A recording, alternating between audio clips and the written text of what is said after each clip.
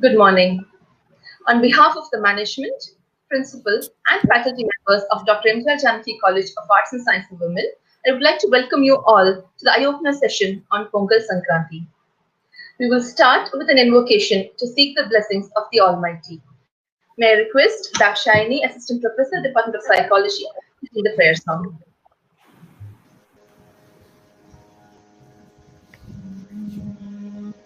शृङ्गेरे पुरवासी Sharde सङ्गीततोषिनि शिवमङ्गले शृङ्गेरे पुरवासी Sharde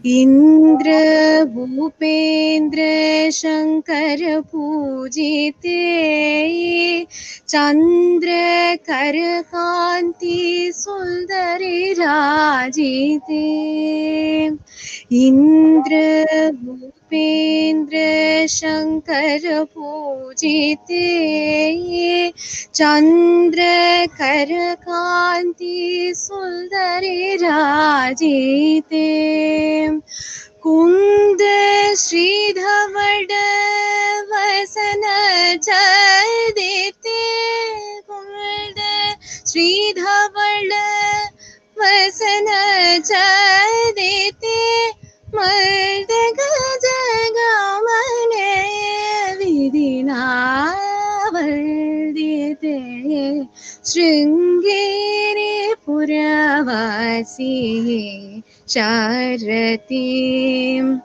संगीततोषिनि शिवमङ्गले Sringeri पुरवासी शारदीं Sharde Sharde.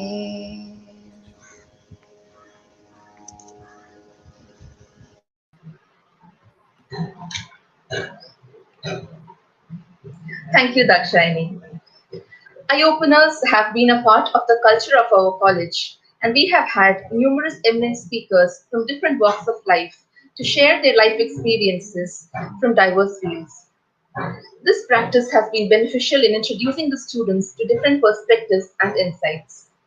This being the third eye-opener session of our Silver Jubilee year, we are proud to have with us again Dr. D.K. Hari and Dr. Hema Hari, founders of Bharat Gyan, a civilizational study initiative to compile and present the knowledge of India, its traditions, its culture, and global ties from an Indian perspective. They have traveled extensively to over 30 countries to understand these civilizations, their culture, and knowledge. With factual content on 108 different subjects on the state of knowledge in India, its traditions, and sustainable practices compiled over 15 years of dedicated research, the Hari couple have evolved into subject matter experts on the overall understanding of India across ages, from over 8,000 years ago to the present. They have given a few hundred lectures across India and the globe to wide audiences. Based on their research, they have authored till date 22 books and produced 5 documentaries, as well as many short films that span a wide spectrum of disciplines such as creation, a trilogy on the history of Rama, a trilogy on the history of Krishna, to name a few. It is indeed a pleasure to have you with us today. Before we start the session, there are some general instructions to the participants. If you have any questions, you may post them in the chat window. They will be answered after the presentation. The feedback link will be shared in the chat window towards the end of the session. Kindly fill in the feedback form to receive your e-certificate within 3 days. Without further ado, may I request Hari sir and Hema ma'am to take over. Thank you. Thank you, Dr. Agita. Thank you for inviting us again to be part of this wonderful institution.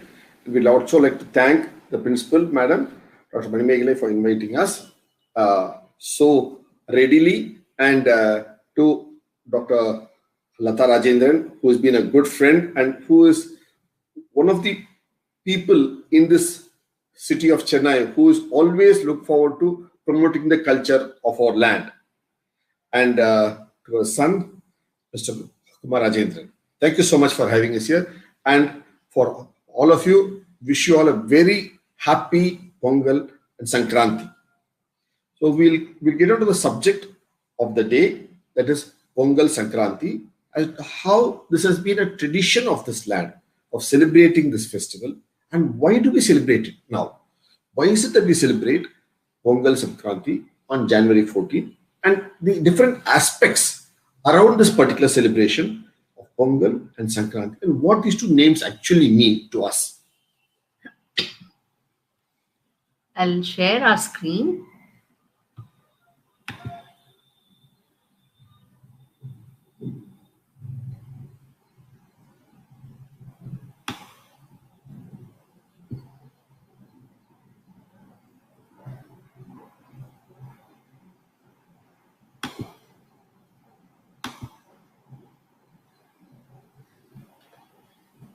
Just 1 second. I think it allows me to share audio also.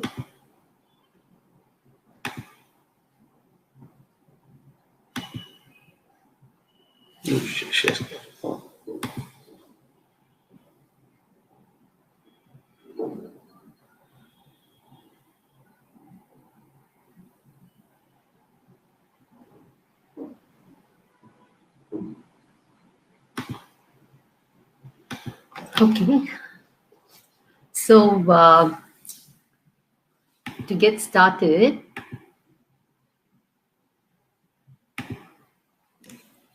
we are very comfortable with calling this festival Pongal in Tamil Nadu. And but if you see, this is something that is common all across India. Almost all the states celebrate this time of the year, and fundamentally it is a harvest festival for everybody.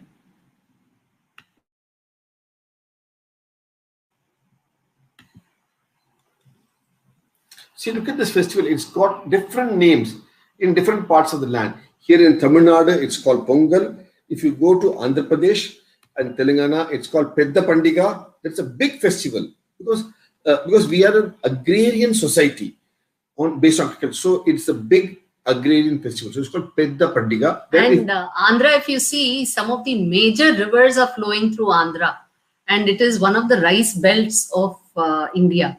And so agriculture plays a very prominent role. So it is very rightfully called as the Pedda Pandiga in Andhra.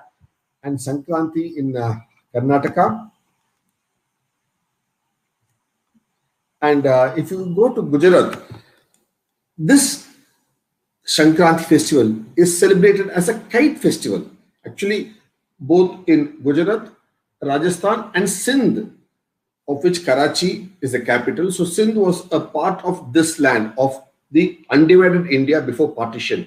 So even now, if you look at that, Sindh to Gujarat, this whole western belt, they celebrated it as a kite festival. Huge festival, amazingly wonderful, which we had the good fortune of visiting last year at that time. And similarly, if you go to the parts of Bengal, they celebrate also a Sankranti. But there's a very interesting aspect to the celebration of Sankranti in Bengal, because it is in Bengal that the river Ganga comes and meets the sea. So where the river Ganga meets the sea, it's called the Ganga Sagar. So it's a Ganga Sagar festival that they celebrate because in days of yore, many millennia ago, when Bhagiratha, a forefather of Rama, was bringing the waters of the Ganga from the Himalayas through his kingdom to the parched lands of his kingdom and brought it. That is the day on Sankranti that the river waters reach the sea. So it is celebrated as an accomplishment of a task accomplished. So about this, we will see a little later in our session about that. And if you go to Assam, it's celebrated as Bhogali Bihu. Bihu, the word, comes from the word Vishu. Bihu, Vishu. So the verb, okay, we have Vishu in Kerala, like that Vishu. So it's Bohali Bihu. Bog. Here also in Tamil Nadu, we celebrate Bogi one day before Pongal. So similarly, it's Bogali Bihu there. So let's look at the name Bo continuing to different parts of the land, which you'll see as we go along. And if you go to Nepal, look at this. It's celebrated as Pongal Sankranthi. And that's a very important festival. So Pongal Sankranthi, look at this. So this is a festival that you have celebrations all across the land. So because this is coming in the month of Magha month for them. We'll understand all these slowly, step by step. But first we want to show you how it is not just a South Indian local festival, but it is a pan-India festival. That's the beauty of it. It's actually a pan-India. Look at And this. the way we have Pongal here, they have a festival called Khichdi in Uttar Pradesh. There again, it is both. You have the kite festival as well as the cooking of the Pongal kind. The Pongal in the North India equivalent is called Khichdi. Most of you know that is what the equivalent name there is. So if you call it in Tamil Nadu Pongal, there they call Khichdi. Look at the similarity in the dish.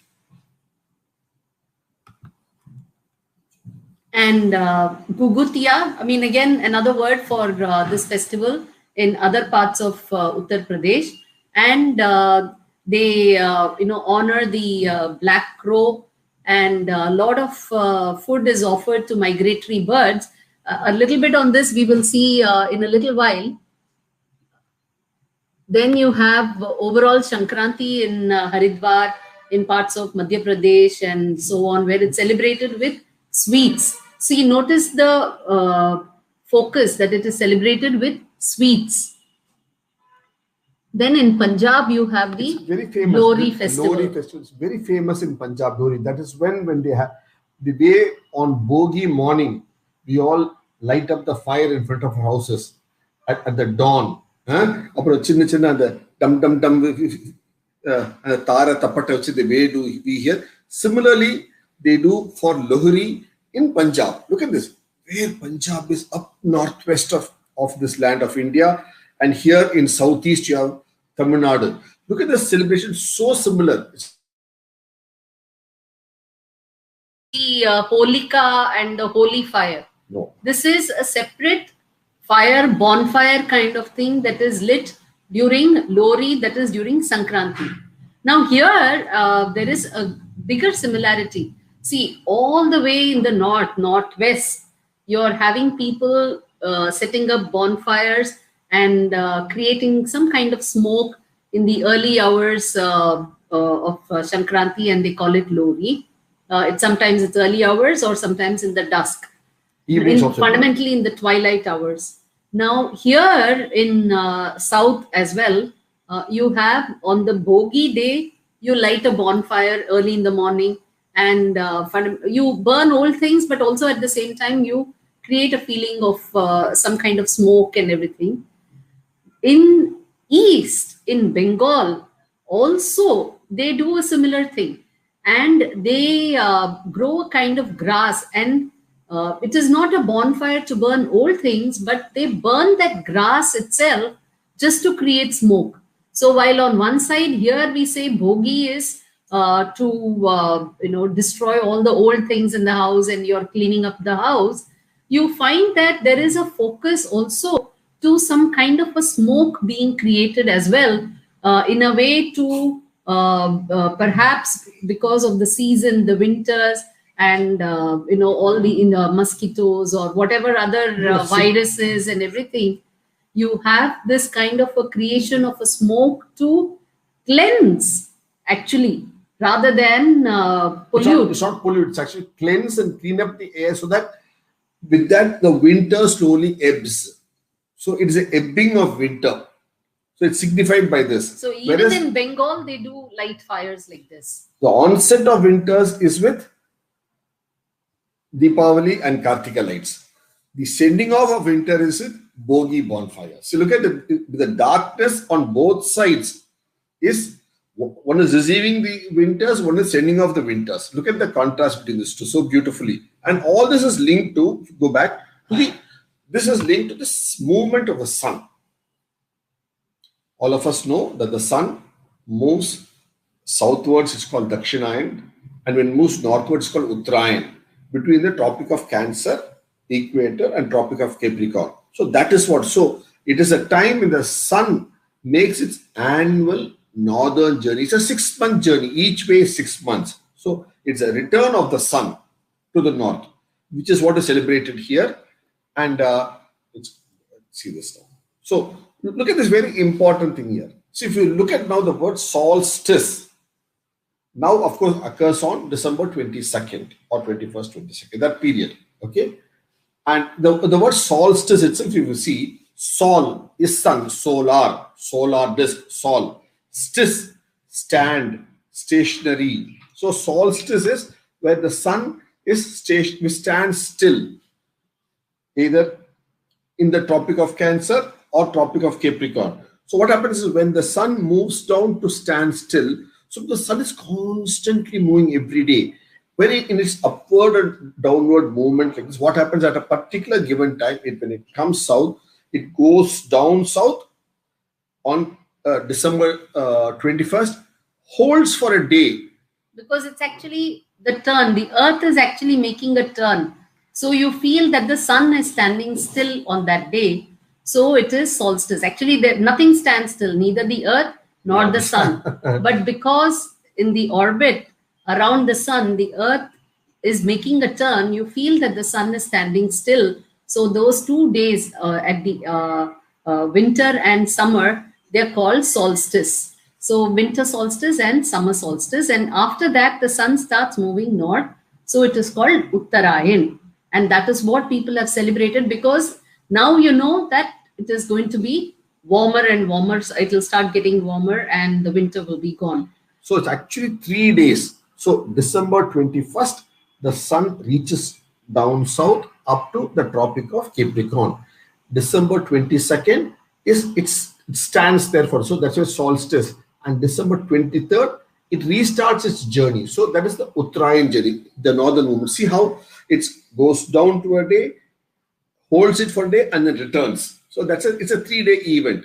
But the key point, what we're trying to show in this slide is, We'll come to that. okay. But so just like the sun's journey return to the north, the journey for Pongal festivities or the harvest festival, all know, starts almost from the month of Margari itself, when you start celebrating Gudaravalli, and which is a festival on which you again make sweet Pongal. Chakra Pongal, sweet Pongal. So from then on, you find that the mood sets in. So Gudaravalli is a day which is celebrated in honor of the poetess Saint Andal. We all know Andal. And that day, who composed the Tirupavai. This being a ladies' college, I'm sure all of you know that. So one of the greatest Tamil poets of this land, of yore, who lived millennia ago, from Srivilliputtur. She was born in Srivilliputtur. That's why even now, if you look at the Tamil Nadu state logo, you have a Gopuram in it.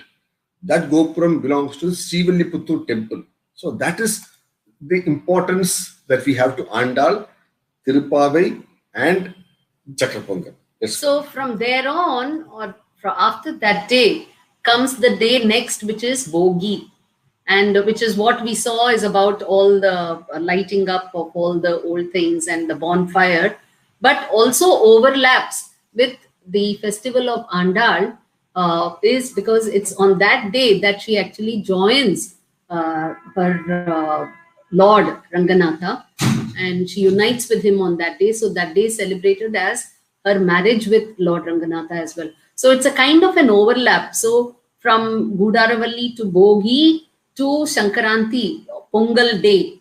And from there on, you go on to Matu Pongal, and then you go on to Jallikattu festival. And of course, you have other celebrations also added, such as the Thiruvalluvar Day and Uluvar Tirunal and all that. Now, as far as Matu Pongal is concerned, we all know how we thank.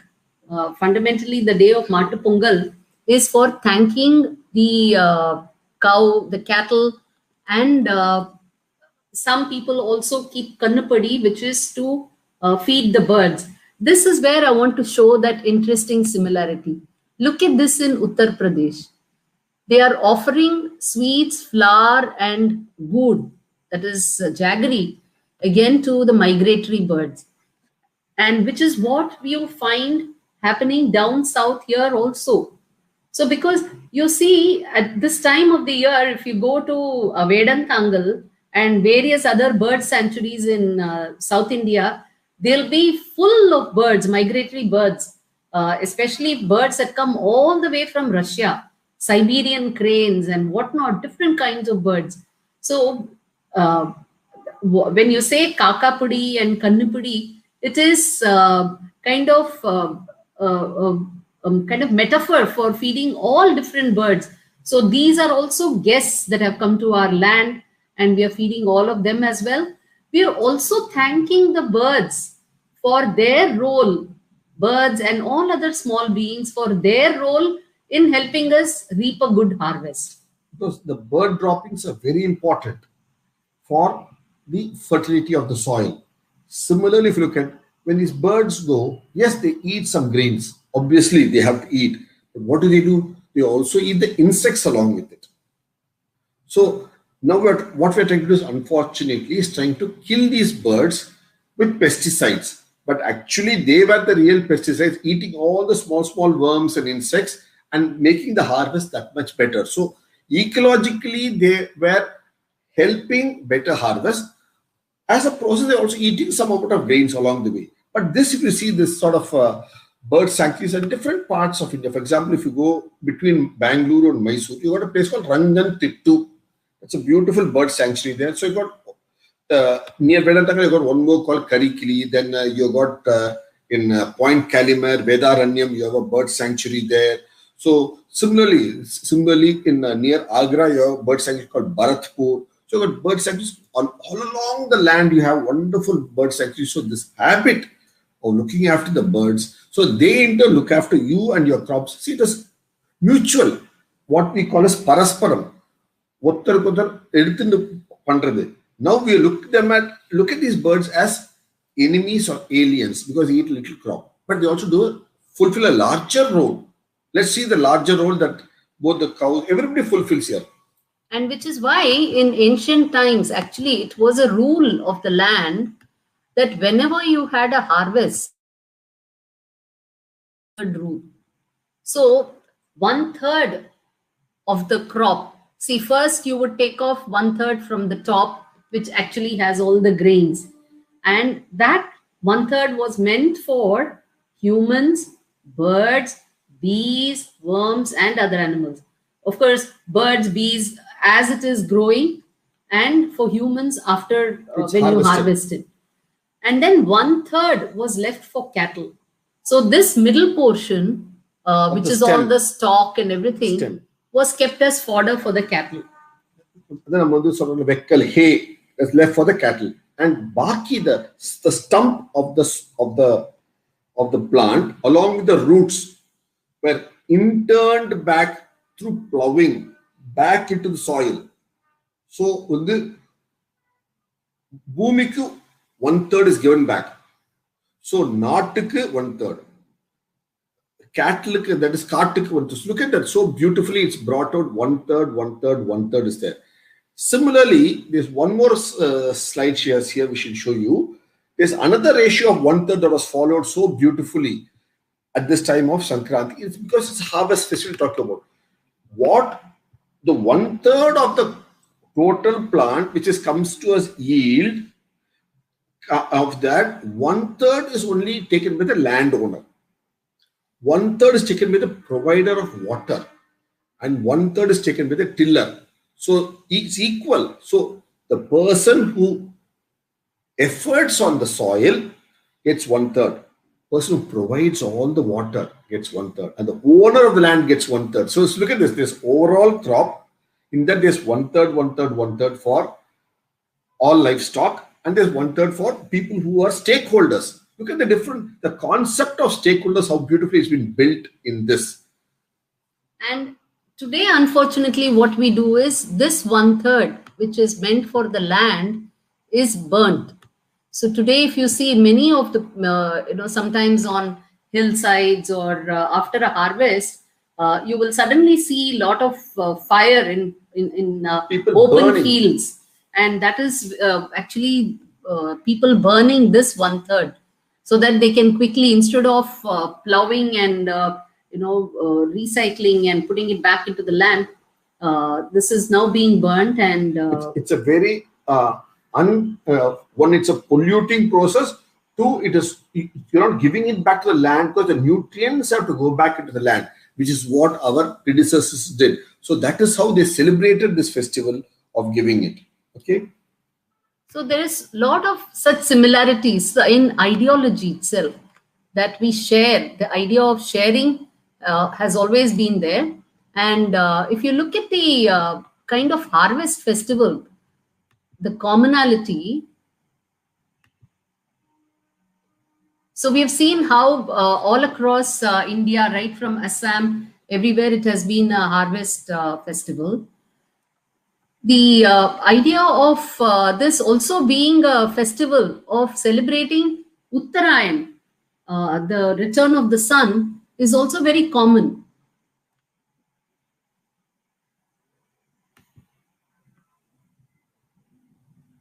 Here, right from China, actually, you can see everybody celebrating harvest. So celebrating harvest is a common concept all over the land, all over earth, in fact. Korea has also been celebrating harvest festivals. This is called Chuseok.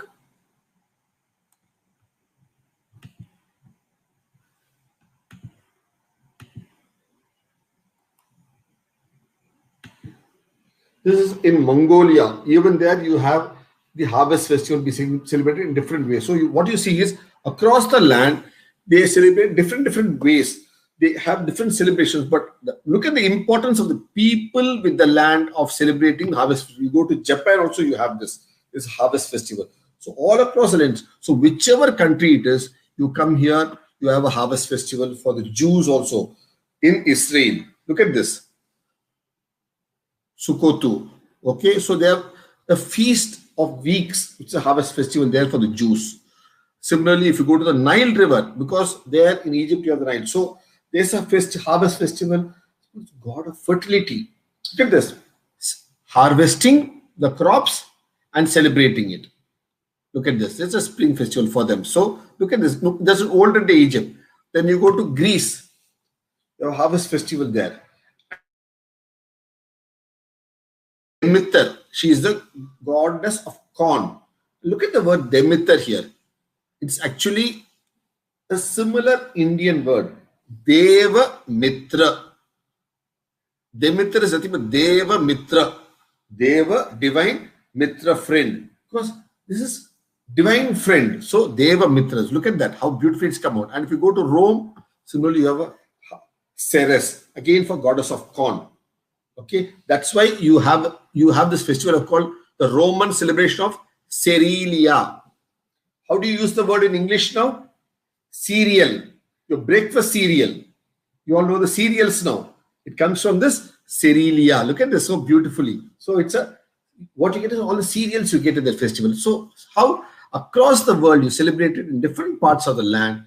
The Native Americans, they also had this festival of celebrating the harvest, because they say the plant has its nourishment from the earth and its limbs go up this way in praise of its maker, like the limbs of a tree. So look at this. So they celebrate each aspect of nature. Every civilization had the beauty of celebrating it. In South America, Brazil, Inca civilizations, they celebrate a harvest festival. But the timings have been different based on when each civilization had its harvest. But the beauty of the Indian civilization is we have had 3 harvests fundamentally. So we have called it as 3 harvest festivals, and typically we call it as three bhog. So bhog means one is, we are very familiar with the word for enjoying as bhogi. So bhog, 3 bhog, 3 bhog. So that was a yardstick for the amount of harvest you have had itself.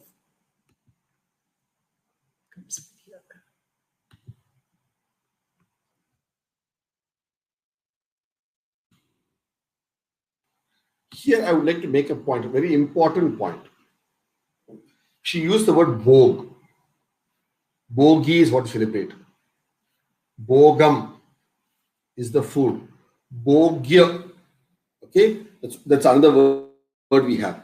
Look at this word. I'm sure most of you know about the different Krishna temples, especially the one in Odisha, the Puri Jagannath temple. The main food offering prasad to Jagannath, Puri Jagannath Krishna is called Chappan Bhog. Chappan here meaning 56. 6 and Chappan 56. So 56 varieties of food they make and offer to the Lord. So it's called Chappan Bhog. I'm sure you have come across this term different places. You will. 56 varieties of food, sweets they keep Chappan Bhog. Look at the word Bhog again. Look at the nice word Bhog. So it is Bhogi. Means what? Full of harvest. Bhogam. There's another word to this. Okay. Look at this. Enjoying. Actually, bhogi is to enjoy. Enjoy good food. Okay. So if somebody eats a full meal, just one meal a day. 1 meal a day, he's a yogi. If somebody eats, that is a full meal. Okay. Somebody eats 2 meals a day, 2 full meals. If you eat 2 full meals a day, you are a bhogi. You are a well-nourished, well-fed person. But if you eat 3 meals a day, full meals, 3 full meals, meals. So if you eat 3 meals a day, what are you? You are a rogi. You get also rogam, diseases. So rogam, arogam, arogyam. So if you eat a little too much, you become rogi. Whereas if you eat sufficiently, you are a bhogi. But if you want to eat only a little amount, then you are a yogi. So yogi, bhogi, rogi. So it's all this tells us how we can enjoy the bounty of nature, eat that little bit and be happy. Now coming back to this particular slide here, you see, so Uttarayan festival is celebrated all over the land. It's not limited only to us. Different parts. Let's take an example of this place. This is in Vietnam also. They celebrate it by eating rice balls. Look at this. Everywhere they celebrate this festival so beautifully. See, in many places here you will see the harvest and the Uttarayan coinciding. So look at this. In Persia also they celebrate this festival. Okay. So it's victory of sun or darkness. Look at this. And if you go to Rome, this has got a very particular name. And what is it called? It's called Natalis. The word Natalis meaning natural. It's part of nature, natural. Solis, solar, solar disk. Solis is the sun. Invicti, invincible, unconquerable. So what it's about in English we say it's called the nativity of the unconquered sun. What does it do? Because the sun goes down every day in Dakshinayan. Goes south, south, south, south till the Tropic of Capricorn. And is solstice for 1 day there and returns. So what happens? It's a return of the sun. So the sun is unconquered. The victory, the Vijay, the victory of the sun of returning up north. So that was a big festival in Europe in those days during the pagan days about 2000 years back. It was called Natalis Solis Invicti. It was a major big festival and it was celebrated in those days on December 25th in Rome when it was a pagan era. So that was this festival. Look at this. They're celebrating the festival there. So, and again, look at that. So it is celebrated with Cerealia. And like this, everywhere across the world, you have the celebrations in different parts of the land. Wherever you go up north to Iceland also you have to celebrate. So a small island, Iceland, they celebrated there. You go to Scotland, you have the celebration there. Hogmanay. Look at this. So across the land, you have this Uttarayan celebrated. So you have the Nordics, Norway, Nordics, Norse. They also celebrate this festival. Okay, Yule. So everywhere. Then you go to the Slavic countries, Yugoslavia, Czechoslovakia, Croatia, everywhere. So they celebrate the sun, horse. That is why you say Horus. Okay. So horse, the old sun, gives way to new sun, Koleda. So there also they are saying that the sun is now he's reborn. The sun is Coming back. Coming back. It's a new sun that's coming back after going all the way down south. Okay. You get the idea now. So this Uttarayan concept. So Pongal, the harvest, we are seeing a lot of convergence over here. We are seeing that this Andal-based festival is there. We are seeing the harvest-based festival is there. We are also seeing this sun-based celebrating the return of the sun is also coinciding here. And now we want to take you to the name, another name for this festival. Before that, I'm sure many of you students would be familiar with this comic book called Asterix and the Gauls, isn't it? Some of you are surely read. Gaul is a part of France. That's why the airport is called the Gaul Airport in Paris. Okay, that's the land of Gauls, the French land. Okay, it's an earlier name for France. Even there, of course, this is the image of the druid there, and he's making the mix of the. So what does he do? The feast. So here it is called Dies Irae. So look at this. So it's all across the land. Different parts of the civilization across the world have called this. I'm sure most of you would have read this Asterix and the Druid, all those wonderful stories and comics. I just want to show you that there. Like this, you have this. So you find all these, so much of convergence. Now, let us look at the other name for this festival. While it's called Pongal here, it is uniformly also called Sankranthi, right? So why is it called Sankranthi, and what does Sankranthi actually denote? So if we look at it, the word Kranti itself, typically today, we associate it with revolution or change, fundamentally. I mean, especially in the Hindi language. Kra means to karam, to do. Act. So something that you do and the after effect of what you have done. That is the change. That is what is change. It's the effect. Now, Kranti also denotes the path of the sun. The path of the sun in the sky. And on Sankranti, actually, it denotes a transit.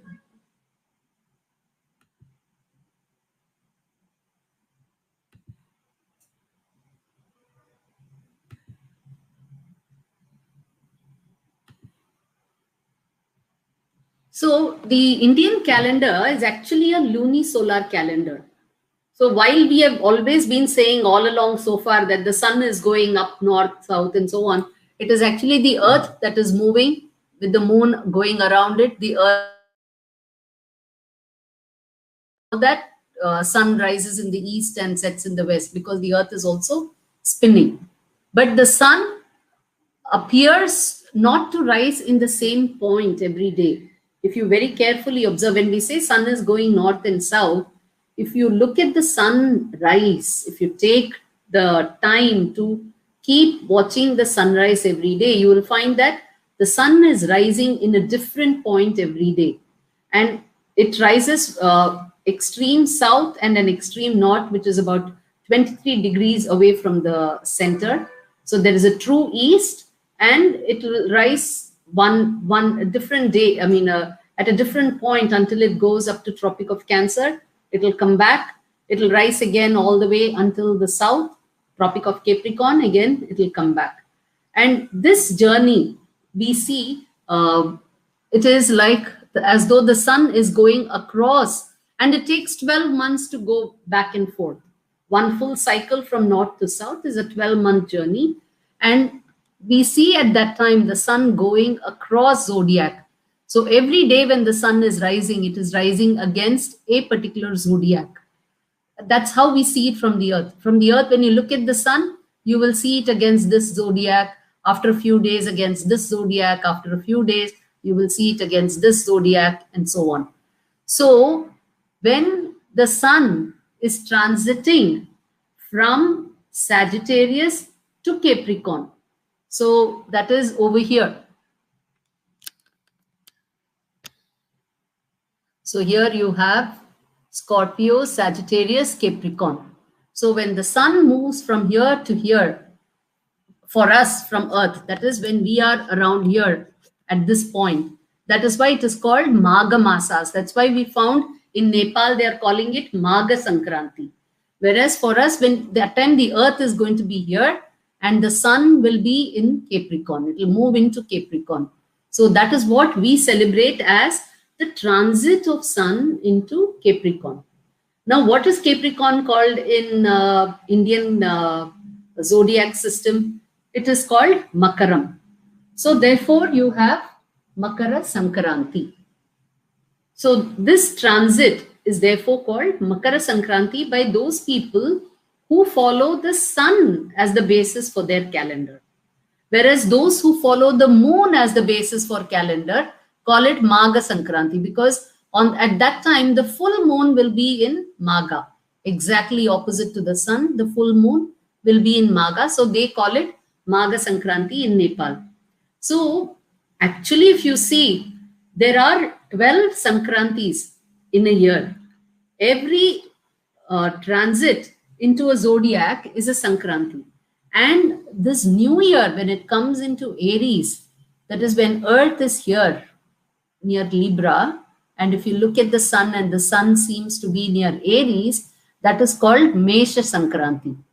So you have every month, you have a Mesha Sankranti, Rishabha Sankranti.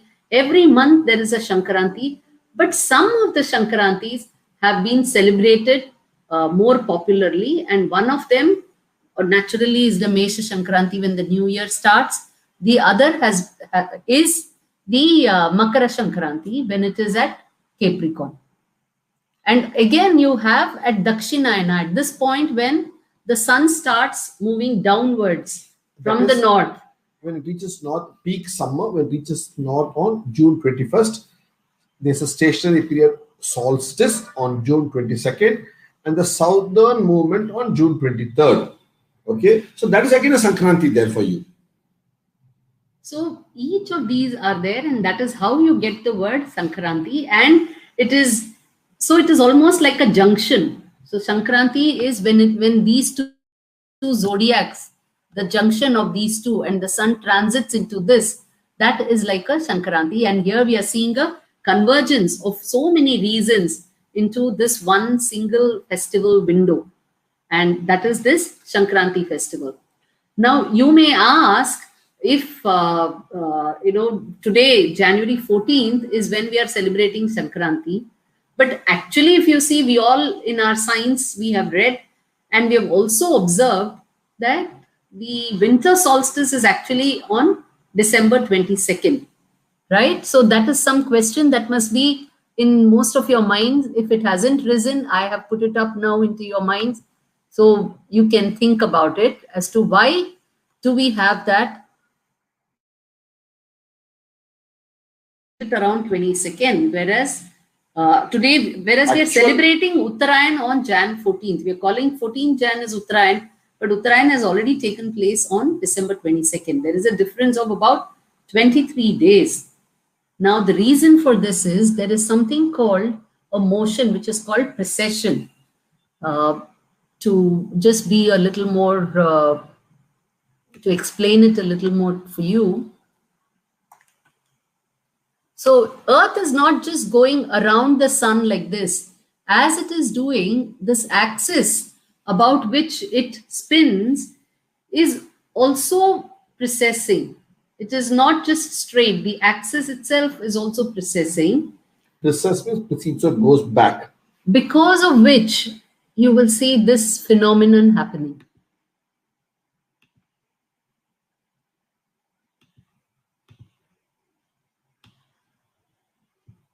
This is there in our book 2012, The Real Story.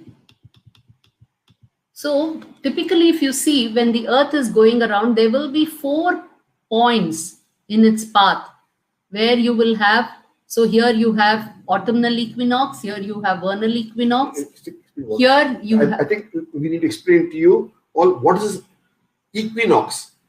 Equinox is equal. When is this equal? On 2 days of the year, when the sun is exactly on top of equator, it's equal.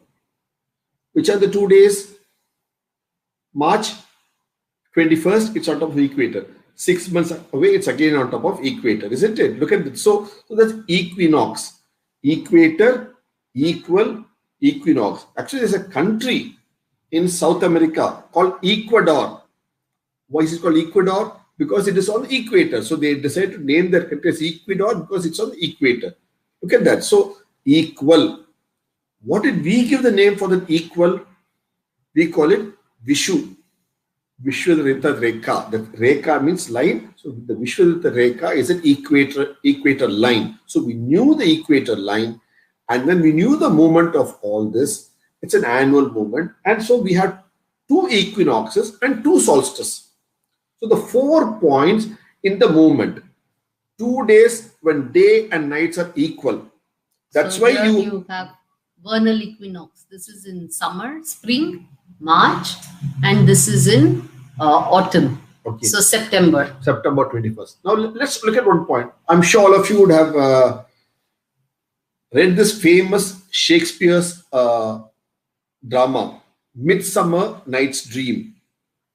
I'm sure you've heard of it. If you're not read it, please try to read at least bits of it. So it's a Midsummer Night's Dream. What does it say? Because it's in the middle of summer. Okay, so that's why it's called. So the nights, what happens in England? The nights are smaller in summer. So it's a midsummer. Look at that. So you bring in that point of equalness here. So you have 2 ends where the day is smaller and night is bigger. The other one where the night is bigger, day is smaller. And here you have 2 equals. The 4 cardinal points as you would use. Cardinal, look at the word, the key word here. Now what happens is, because of this precession, these equinoxes and solstices, they also keep moving. So while in year 1, the equinox would have happened when the earth was here, after the year 72 years, it slips by one day. So it will precede by 1 day. So like that. So this means that every 72 years, it needs 1 more day to come back to that position. So when it is moving like this, it needs 1 more day to come back here. So it keeps slipping like this going on. So all the 4 points actually keep slipping. And this is what our ancient astronomers, they were aware of it, and they had asked us to adjust that. The calendar, for every 72 years, you have to adjust 1 day in the calendar. That's very important. Otherwise, your calendar keeps on slipping. And they called it as Vasant Sampat.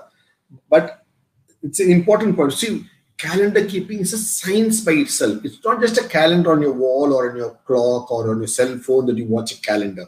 It's a science. It's a calendar keeping methodology is a mini computer, rather a huge computer. That's why we have a wonderful term for it. You know what? It's called for calendar keeping in Tamil Nadu or Andhra Pradesh or Karnataka or any part of India or this land. It's called Panchangam. Taken into calculation and you keep the Panchangam. So calendrical maintenance system is a complex system which is linked to nature. It's linked to the movements of all the bodies, linked to the earth movement, linked to moon movement, linked to sun movement among the stars. So time, when we say time, when we say calendar, we are now very used to just assuming these numbers, static numbers, January 1 to 31, February 1 to 28 or 29, March 1 to 31. So we assume that just these cycles of 1, 2, 3, 4 is time and that is calendar. No, time is actually what is happening in space with respect to the interrelated motion between earth, sun, moon, all of that. Everything is moving. And for us to keep time, we have used the zodiacs as pointers. Just like you have numbers 1, 2, 3 in the clock, you use these zodiacs as pointers in the sky to keep track of where you are in space. I think Dr. Hema has used a very nice point. Time is not what you see in your watch or what you see in a smartphone, the time moving. Time is actually happening of all these bodies movement in space. So you have to look beyond your watch time, look beyond your clock in the wall. That's just a way of showing it. But real movement of time is movement of all the bodies, including Earth. Earth is also moving. That's why we also said, actually in your college, almost 12 years back when we are invited to give a session there on eclipses. We said one thing. You know what? We made a statement which your correspondent secretary much appreciated then. We said, this earth is a part of that sky. That is, we think earth is here, sky is there. But what we fail to understand, not understand, we fail to recognize is that this earth itself is not, it's part of that sky. So earth is a speck in that sky. Everything is going in the sky, including this earth. I again repeat the statement, this earth is a part of that sky for you. And that is how Uttarayan festival, so we have to keep track of that and also adjust our calendars, our timekeeping suitably. It cannot just be on its own, independent. It has to be synced with what is happening in the sky every now and then. Synchronization is so important. See, so you have to be in synchronization with things around you. So many things happen around you. We cannot live in a cocoon. That's the message it gives us, that we have to be in connect with things happening around us. So when you celebrate Sankranthi, Pongal, see, that's what it is, Sankranthi. So the change is happening. Change is constant. In all this change, what is it you have to align yourself with all these aspects of nature and then celebrate this festival, wonderful festival. And look at the term so beautifully brought out, Sankranthi. So change is happening. And this change, we should be aware of this change, connect with this change that's happening all around us. Be in sync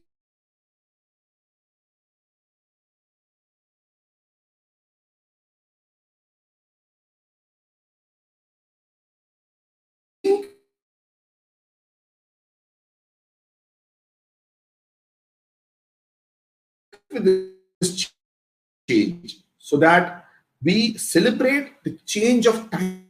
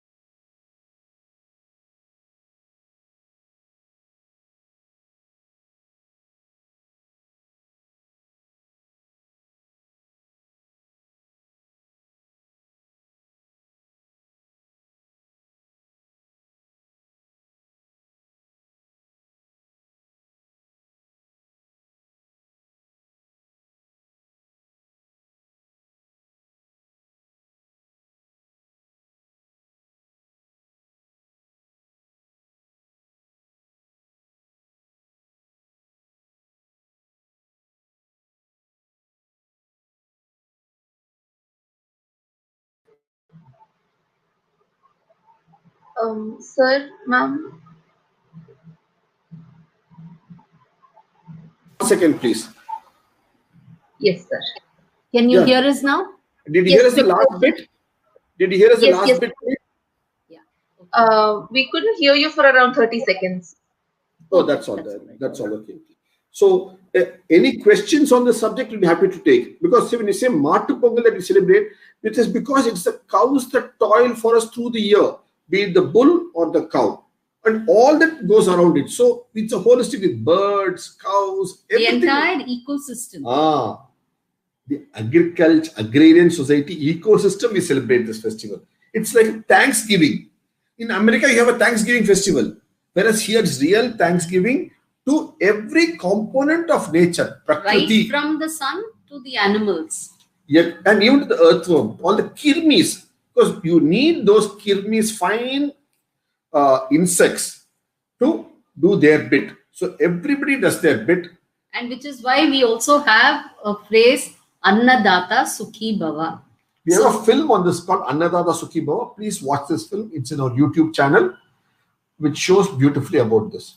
So we are thankful to the entire chain of beings, right from the smallest insect to the farmer, to the trader, to the people who actually cook and who serve, and the entire chain. We are thankful to all of them. Okay. You can visit our YouTube channel. Quite a few films are there. We don't want to take up your time showing those films, which you can all see on your own. There's a film called Annadata Sukhi Bhava. There's another film also on the subject of Sankranthi, Pongal, which you can watch on our YouTube channel. Any questions the last few minutes, we'd be happy to take. Because one good thing about this particular college is there are always some good questions. We wanted to give that few minutes for questions from you, which is one thing that we appreciate in this institution. That shows the involvement. See, when there are questions, it shows involvement of the young students. Thank you very much, sir and ma'am. It was indeed a very inspiring and very, a very knowledgeable session. Now, may I request Dr. Anita, Assistant Professor, Department of Psychology, to ask the questions which are raised by the students. Thank you, sir. Thank you, ma'am. Welcome back once again. So we do have a couple of questions which have been posed. Some of them you've already answered, so we are not going to be taking those questions back. But Sakshi Roy asks, which crops are harvested in Sankranthi? Is it specifically just paddy, or are there other crops as well which are harvested? It's a very beautiful question. And we wanted to speak about it, but time held us back. I'm glad she has asked this question. So this festival is actually almost sugarcane festival as well. See, this is the season. Along with paddy, sugarcane is also harvested. See, there are fundamentally two main harvest times for India. And therefore, two harvest festivals also, harvest festival window. If you see, one comes very close to Deepavali, and which you celebrate with a lot of sweets again. And the other one is after, around this time of the year, Pongal Sankranthi and all that. So this is the other season for a major harvest. And sugarcane features very prominently because it needs a lot of water. So the Deepavali harvest also, you have a lot of sweets because the rains would have finished, and with all those rains, you get a good sugarcane crop. Similarly, now the northeast monsoon also has finished, and it would have given you a good sugarcane crop. So sugarcane and rice, paddy, they both need a lot of water. And so this is also the season for a good harvest of sugarcane. And that is why you do Pongal and Chakra Pongal. The Chakra Pongal comes because of the sugarcane. And similarly, if you go to Odisha and Bengal, Assam, all that, they call it Noigud. That is the Nutungud or Noigud. It's New not jaggery. The jaggery is called fresh, from the fresh crop. So they make special sweets with that. So you can mix sweets with normal sugarcane or good, but new good is that much more flavorsome. That's an even more special sweet. Sweets are specially, there's even more special sweet. And similarly, banana. See, when your season is so nice, you got bananas, you got different fruits, you got all succulent fruits, isn't it? So, which is what all the crops. Very different from the summer fruits like the mango, the jackfruit. These are different fruits. This harvest is very different. It's more towards paddy and sugarcane. And fundamentally, therefore, if you see, this is a sugarcane festival as well for us. Probably some other time, because sugarcane itself, we would like to discuss with all of you as a one separate program. There's so much for that. That's a different event. It leads to the story of sugar itself for the world. So that's a different program by itself. Okay. So the next question that's cropped up was by Tejaswini. She says, according to the Tamil calendar, the first day is considered to be Pongal. What about other states and countries? Do they follow this similar trend? And why do we need to celebrate, Pongal in its different forms? Let it be Sankranthi, let it be in any form on that particular day. See, the calendar it's a very important event. Most civilizations in the northern hemisphere, be it different regional civilizations in India, Sri Lanka, Thailand, Persia, Azerbaijan, everywhere, Eastern Europe, everywhere, they celebrated the day after the equinox, when the sun moves, crosses the equator north of the equinox, as the new year. Which is around March 21st and April. So the that's- window of March, April. So actually, even for Tamil Nadu, the new year this is not new year. Sankranti is not new year. It is Makar Sankranthi is not new year. Makara Sankranti is not new year. Mesha Sankranti is new year, which is when it comes to Aries. So March, April. So that is when it is new year. That is why Chittra Tirunal. That is the new year actually even for Tamil Nadu. This is Thai Pongal. This is just a harvest festival and a return of the sun. Of course, give leeway for the slip and all that. But fundamentally, you're celebrating. It's a season. See, don't look at it as one date. See, this issue of one date comes when you are looking just as numbers. But when you look at it, everything is a transition period. So it's called Sandhi. There is a window. So it's actually a season. Look at the word she said, the word Sandhi. What do you call a railway station junction point in Tamil language? Sandip. If you look at the railway board, it'll say Sandip. That's the junction where two trains come to meet, isn't it? It's a junction point. What do you call the weekly market in every village? Sandai. In English, it's called shanty, right? Okay, so people coming to meet. So it is a meeting point. So overlap period. It's not a cutoff point. It's an overlap. That's a beautiful thing. Never look at it as a cutoff, but look at it as an overlap. See, two things, you can look at them as a cutting off or you can look at it as a meeting. It depends on how we look at it. The perspective. And incidentally, this is Makara Sankranti, because if you go by astronomical movements, astronomers have calculated. I mean, they can calculate and say this is the day on which the sun moves from this zodiac into this zodiac as we look at it from Earth. So this is Makara Sankranti. There is no doubts on that part. And harvest being linked to this time period. So even though you may do the harvest 1 or 2 days earlier or a week earlier or whatever, you use this particular day to celebrate it as Pongal. I'll take one point. She didn't say it's harvest. We're talking about harvest festival and this being a women's college. I'll take one point here. We've discussed this in a book, but I'll just highlight it for all of us here. Harvest, while we all talk about sun movement, all those things, any fertility, any harvest is linked to the moon. Do you know why? Moon is a 28-day cycle. Isn't it? 14 days of Krishna Paksha, 14 days of Shukla Paksha. So the waning moon, waxing moon is 14 days each, adding up to 28 days. So all the bees collect their honey based on the moon cycle. A woman's bodily fertility cycle is same 28 days. Isn't it? The fertility cycle of a woman is the same 28 days. So it's again linked to the moon. So fertility is a moon-based activity. For that, giving the energy is a sun-based activity.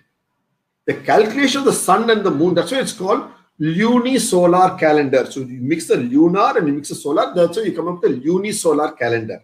You need both. You can't do without either. See, we have understood nature so well. We have synchronized everything with nature. That is Sankranti, bringing the overlap together with nature of both the sun and the moon. That's why we enjoyed the bountiful harvest. The fertility. That's why Demetra. What is the fertility goddess in Europe? Demetra. It's a Deva Mitra. Demetra. That's why if you go to Russia, what is the name we get? Dimitri. So-and-so person is Dimitri so-and-so, isn't it? Dimitri is what? They Mitra. So the second Deva Mitra. You are friendly with the divine. The divine is your friend. Then your fertility. When you're going against the divine, when you go against nature, when you plan to destroy nature itself, then the divine Nobody is your friend. Divine is not your friend. Like, isn't it so beautiful on Sankranti, the concept of Deva Mitra, Demeter. So the corn goddess of Europe is Demeter. Understanding who are all your friends, from nature to all the animals around you, and how you need all of them to have your 3 meals a day. And hopefully 2 meals, not 3 full meals. So if you have 3 full meals, so you said how a yogi eats 1 full meal a day. A bogi eats 2 full meals a day. And a rogi eats 3 full meals a day. So you all decide how you want to enjoy. Because when you're young, the students can afford to eat a lot more because they need to grow and be healthy. But as you grow older, from that you become a bogi to a yogi. That's all, again, part of life. How you transition from one phase of life to another phase of life. Isn't it? So look at the word bogi, which you just think of as a festival where you have a bonfire. No. You go through all these concepts in your thought process with this festival. Isn't it? Wonderful. So, next question, please. On that note of bogi, there's one question from Deepa, who wanted to check out or wanted to ask why we burn old things during bogi. If it was just for making a fire, would not be enough. But what is this whole idea of burning old things from your house? See, when you have those days, all the things you had were organic things. You didn't have all this rubber tires and all these things to burn. Plastic buckets to burn. It was all very organic things. So you needed to clean out things. See, every year it's an annual housekeeping. See, in the West, you have something called spring cleaning, right? So in spring, Europe, you clean the house. So this is almost the ushering in of spring. I mean, now the winter is going to go away. So this is the equivalent spring cleaning in this part of the world. And so you throw out, you clean your house, you throw out the old. And if they are organic matter, then you have no problems. The smoke is fine. I mean, and it helps to kind of ward off, clean off the mosquitoes and other things. If you're going to keep all that in front of your house in the bin, what happens? It's going to rot there. It's going to give putrid smell. So you clean it up, it becomes ash. It becomes potash. Again, it becomes a nutrient to the soil. Now, unfortunately, many of our things are not that organic stuff, but more inorganic. So it creates other complications. So we are following the custom, but we have changed our lifestyle. And so we're burning inorganic things. We are continuing to burn, but we are burning wrong things.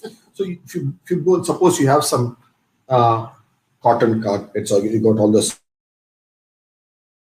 be pokey. So if you clean it up, then you clean and go with a fresh slate. So when the sun returns, the warmer climes come, clean it up. And as I told you earlier, the program itself, when you start off going towards the darkness days, you have diya lights. Valakku, Kartike Deepam, you have Deepavali, ushering in the darkness with light. Ushering the darkness with lights. Light festival. So you are now sending away the darkness with a bonfire festival. With this, the darkness is getting over. See, you are ushering in the darkness and you are sending away the darkness. Look at that. Again, in synchronization with nature. Don't burn anything that is pollutant. Burn only the non-polluted, organic, natural items. That is how you are in sync with nature. If you burn plastic bottles, then you are creating harm. Don't do that. If you're burning a tire, it's harm. Burning anything that is harmful to nature. They need to be disposed of correctly in the disposables. You should know what to burn. That is very important. And clean up your house. This occasion before bogi to Clean up your cupboard, clean up your shelf, clean up your books, clean up your mind, clean up your body. That is equally important. So there's a saying in Tamil itself, you can't keep garbage also in your brain, head. Remove all the garbage. All the old bad thoughts and enmities and everything. And then that's where you start sharing. So which is why you have Kanum Pongal. You go, you meet people, you revive old ties, and you remove all the negativity and any old enmities and bad currents that you would have had. With You have a saying in English, isn't it? We have a banner for that. Ring out the old, ring in the new. Isn't it? That's what it is. You go at the temple bells, wonderful brass bells you have. Ring out the old, ring in the new. Isn't it? Next question, please. Thank you, sir. The last question is by Pushpa. What is the relationship between the sun and the soul and the Surya chakra in our body? The relationship between the sun and the soul and the Surya chakra in our body. Is there a relationship at all? It's a very weighty question. I'll be very honest with you. It needs layers of explanation. Okay, the soul, what you call Atma. Okay, it's goes on and on in life. Okay, it's timeless. It's journeys. What journeys through things across lives. So the earth itself has got a limited period of time. Our body has a limited period of time. The sun, even though it's got billions of years, that has also got a limited period of time. Whereas the Atma, the soul, has no time frame. It's beyond time. So all the soul, Atma of all of us joined together to form Indra, or the consciousness of the whole solar system or the whole galaxy or the consciousness of the whole universe. So there you get into the realm of consciousness. So it's an individual consciousness merging the consciousness of everybody else and everything else around you. So the individual to the group, that's the concept there. Whereas all these bodies, astral bodies, while they have lakhs and millions, humans and all animals have only limited lifespan, which we can see. Moon, the sun, all the planets, they also have limited lifespans, but much longer limited lifespans. The sun also, the galaxy also. So soul is beyond that. It's indestructible. But all these things are destructible. That's the key difference. Okay? Because it's a much more philosophical question. I've tried to answer it in a minute, as best a way as we can. But I hope our friend gets a picture. All of us also get an angle. It's a very deep question. Well thought out question. But I hope you got the point, where something has a limit of time, something doesn't have a limit of time. That's a fundamental difference.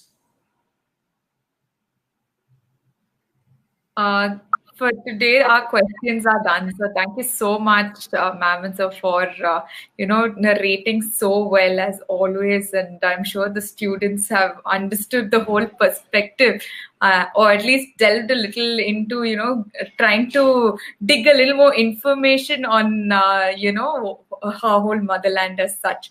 So thank you so much.